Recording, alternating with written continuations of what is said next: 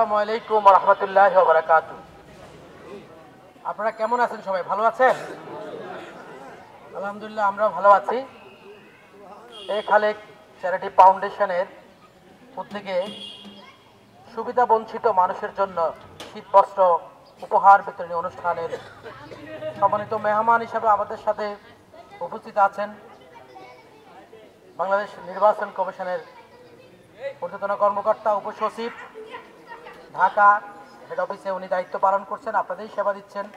আমাদের এই ফাউন্ডেশনের উপদেষ্টা জনাব তারিফুজ্জামান সাহেব।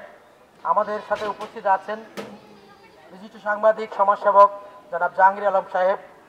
আমাদের এই মাস্টারপাড়ার যুব সমাজের প্রাণ আমাদের বড় ভাই মোহাম্মদ সেলিম ভাই, এবং আমাদের এখানে পাশে একটা এতিমখানা রয়েছেন।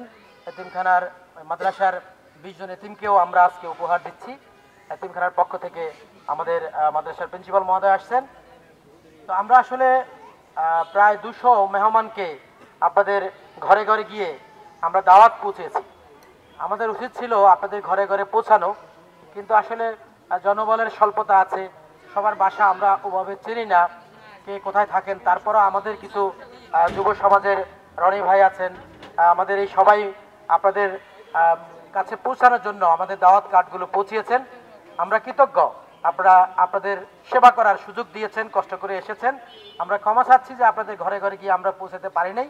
আপনারা কষ্ট করে আসছেন, আমরা খুশি হয়েছি। এই খালেক চ্যারিটি ফাউন্ডেশন একটা মানবধর্মী সমাজমূলক সংগঠন। আমরা জাতীয় দুর্যোগে যেমন মানুষের পাশে দাঁড়াই, যেহেতু আমরা মিরপুরে বসবাস করি, মিরপুরে ব্যবসা করি, আমাদের বাসা বড়বাগ মিরপুরে, আমরা মনে করি আমাদের কিছু দায়িত্ব রয়েছে।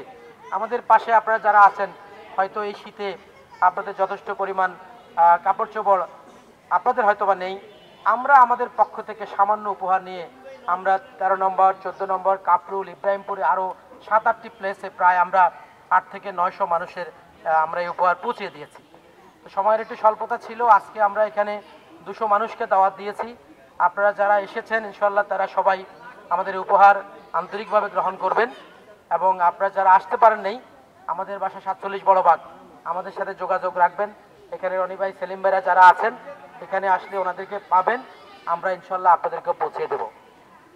প্রিয় এলাকাবাসী, আমরা আসলে সব সময় আপনাদের পাশে থাকতে চাই, আপনাদের সেবা করতে চাই।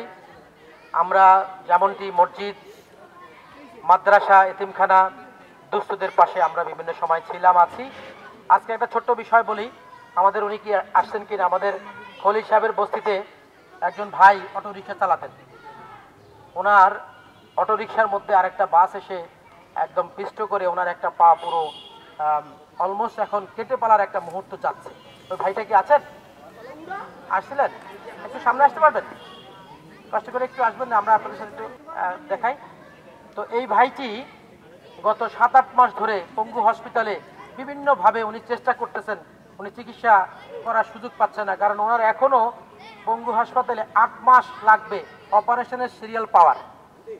আমরা পঙ্গু হাসপাতালে আমাদের লোক পাঠিয়েছি, যেই ডাক্তার বসেন ওনারা সিএমএসে বসেন, ওখানে আমরা গিয়েছি।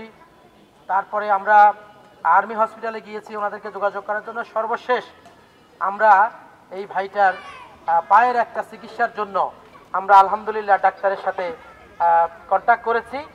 ডাক্তার বলেছে 50,000 টাকা যদি হয় তাহলে ওনার এই পাওটা আর কাটা লাগবে না এবং সুচিকিৎসা করতে পারবেন। আল্লাহ শুকরিয়া।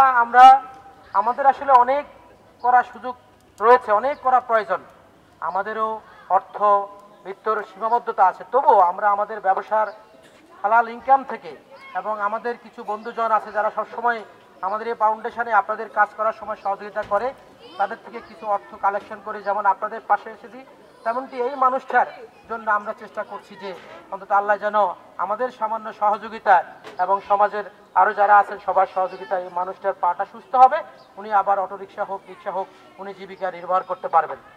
আমি আলোচনা বেশি কিছু নয়, আপনারা একটু শৃঙ্খলভাবে থাকবেন। আমরা সবার জন্য উপহার নিয়ে এসেছি, আপনারা সবাই পাবেন। আপনারা আমাদের জন্য দোয়া করবেন।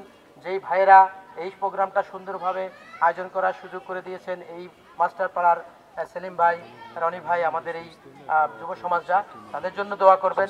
আমাদের সাথে যারা আজকে উপস্থিত হয়েছেন, তারেক সাহেব, আমাদের জাহাঙ্গীর সাহেব এবং আমাদের মিডিয়া প্রতিনিধিদের সবার জন্য দোয়া করবেন। আল্লাহ যেন সবাইকে তৌফিক দান করেন আপনাদের পাশে থাকার জন্য।